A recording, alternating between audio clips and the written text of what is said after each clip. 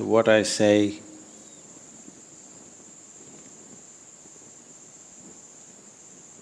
is not intended to hurt you. It's a little technical. I want you to look at it that way, because I can sit here and speak a few words of solace, but that'll not be a solution for you. You'll only feel good for today, and tomorrow morning it'll be the same again. I want you to listen to this carefully. If any of our children die before they're 4 years of age, you will see people will work themselves into pain. Actually, there is no pain. When they say there's no pain, there is emotional pain, there is no wrenching things happening within you. People think this is because it's only a few years. That's not true. You can get attached in a day. It doesn't take 4 years. This is simply because that life is not full-fledged yet. Even the governments in the world consider, if you have to take the IMR rate, infant mortality rate, you take below 4 years, because it has been a common thing till recently. Now that the medical interference is little too much, otherwise a lot of children would die before they're 4 years of age, without any ailment, lot of them, simply like that, because life is unestablished, not fully established. When it's an infant, when your child is an infant, that is when your contact with the child is big time. By the time he or she is 4, they start running around, they're not with you. You can't hold them, they want to be all over the place, they want to see the world. But before 4 years of age, they're so much with you. In spite of that, physically being connected to them is not so strong, because they are not physically connected to their own body very strongly. So the same has not happened within you very strongly. This is something that most people will say, no, no, no, when my child was 3 months, I was so attached. I know those things. That's why I said this is a little bit technical. Only if you're willing to observe life very carefully, you will know this.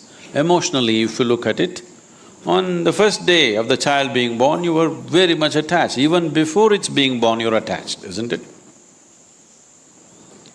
Physiologically, your connection with the child increases in a dramatic way after the child crosses somewhere between 40 to 48 months. At that time, your physiological connection with the child becomes much more immense, and it is happening in your body. Something is happening in your body which most people don't decipher. They experience something happening with them before 4 years. After 4 years, child is a problem, where is it going, where is it, school admission, this one, that one, you know. Because of other engagements, they miss this experience, otherwise at that time something clicks because that being and that body clicked in approximately 40 to 48 months after its birth. When that clicks in, you come to a certain ease because it becomes a part of you, you don't have to consciously hold it. A natural holding is happening. If a child dies young, before 4 years, they will be disappointed, emotionally disturbed, but not grief-stricken. This is not because of the duration at all. This is because still that being has not connected with that body, and you must understand, you are only a provider of the body. You cannot create a being. It is not in human hands to create a being. You only provide it a body, you facilitate a body.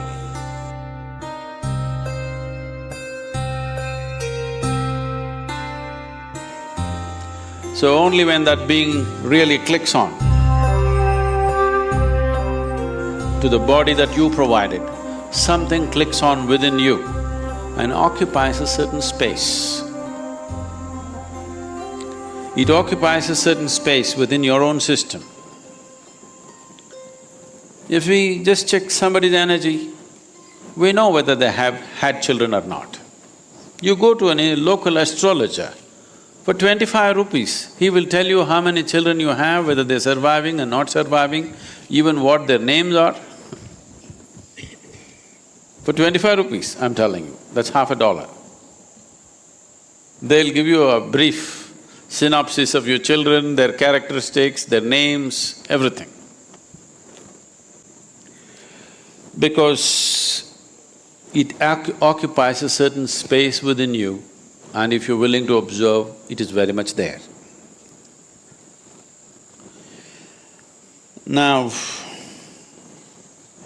this connection, this physiological connection is very strong till the child becomes 21. After 21, it starts dissipating once again.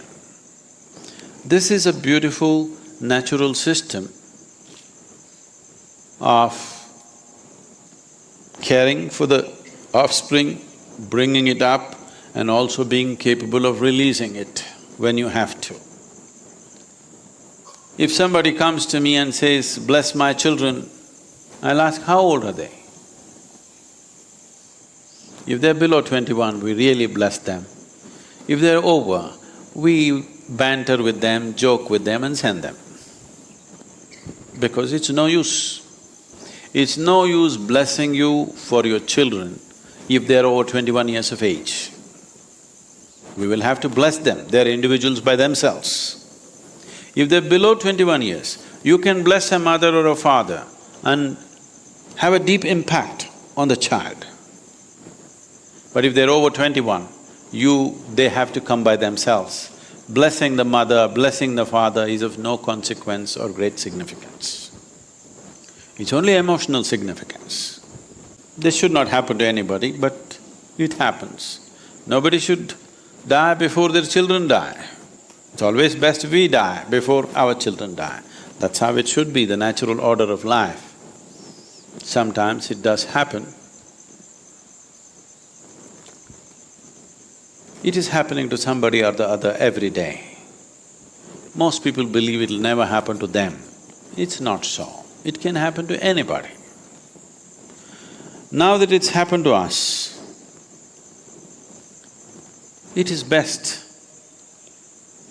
Before it happened, we could have done anything to save that life. Once it's happened, it's time to look.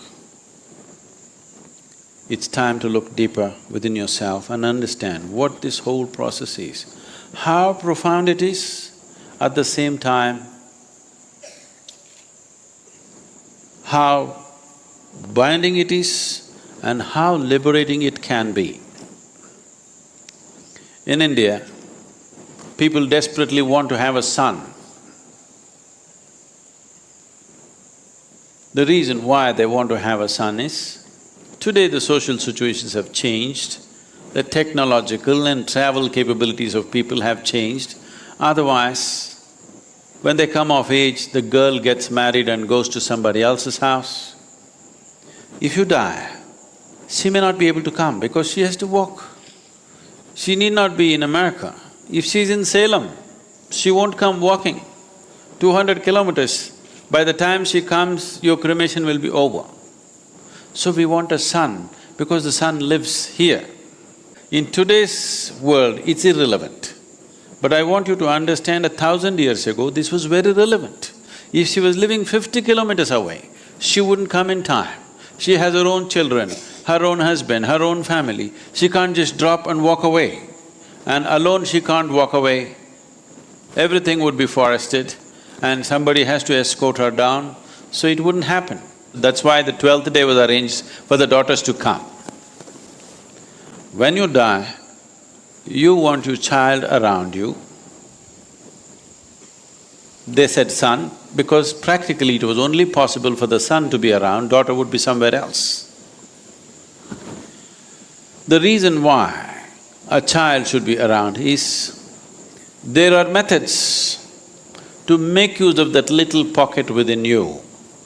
a little empty space within you, which is occupied by that being whom you refer to as my child. And if he does the right things, he can liberate you. It's for this, those people who live completely unaware and they don't do anything about themselves, they're depending upon their children to liberate them. And that became a whole tradition by itself. Varanasi is known for this. People come either with their aged parents who want to die in Kashi, or they have just died with the ashes and whatever else they come, because they somewhere understand they could liberate them. But today, there are very few people who know how to do these things properly. So it has become a mere ritual. So what I am trying to tell you is, once you bear a child, a certain space of who you are is occupied by that being whom you refer to as your child, because you only provided a body for this being. Because generally people's interaction with each other is only either physical or mental or emotional, and it never goes beyond that. We believe that's everything about that person. But when a person dies, or when a person sheds his or her body, all that is gone. The mental structure is gone, emotions are gone, body is for sure gone. So everything that you knew as mine is gone. And that being that you have always held as your child is as much a stranger to you as just about anybody. Now, at the same time, after someone is dead, if they happen to be our parents, we do certain things. If they happen to be our children, we do nothing. Because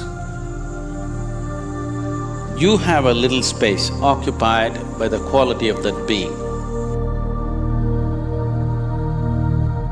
But they don't have that little space occupied by you.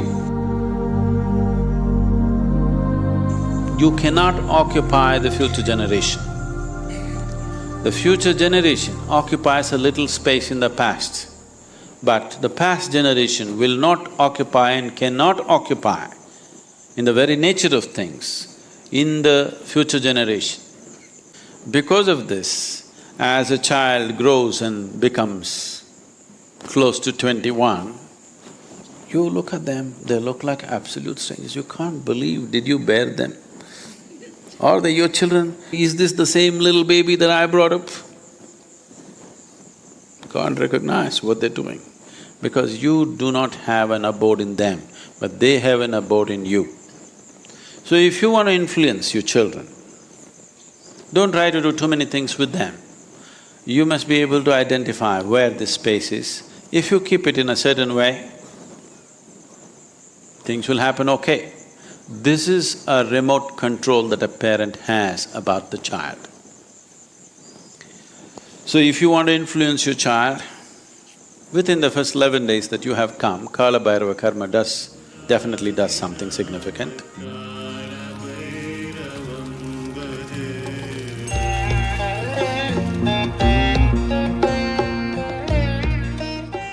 Apart from that, if you want to do anything, your thoughts, your emotions and your actions have no influence over your child, who is no more.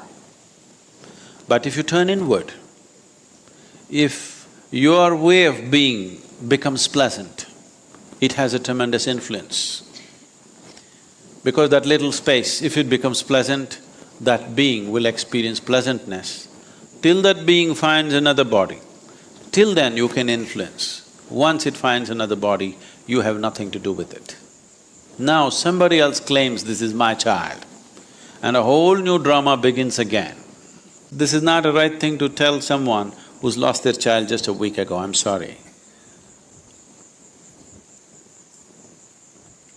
But that's how it is. So, one thing that all of us need to understand is, children only come through us, they don't come from us. It's a privilege that somebody chose to come through you, that you could be a passage for another life. We don't own it. We can't claim rights over it. It just came through us, it's a great privilege. You must cherish that privilege. And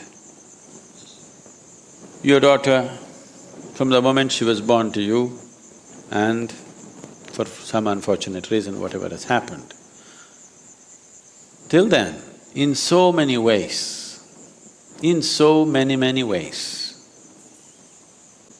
which one may not realize at that time, but now if you look back, in so many ways she enriched your life, isn't it? You just have to cherish that and if you want to influence her, you make this as pleasant as possible. That's the only way you can influence her. You cannot… if she was your mother, you could influence her in other ways by doing karmas, kriyas and things. But with your child, you cannot do that. The only way you can make it pleasant for that being is to making this being absolutely pleasant, because that little space that being occupied, that quality and that dimension is still connected till it finds another body. Once it finds another body, then it's gone.